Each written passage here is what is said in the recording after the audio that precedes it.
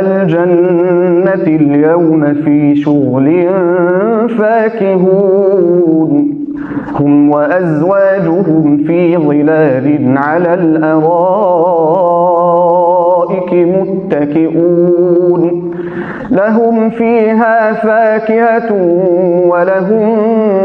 ما يدعون سلام قولا من رب رحيم وامتازوا اليوم أيها المجرمون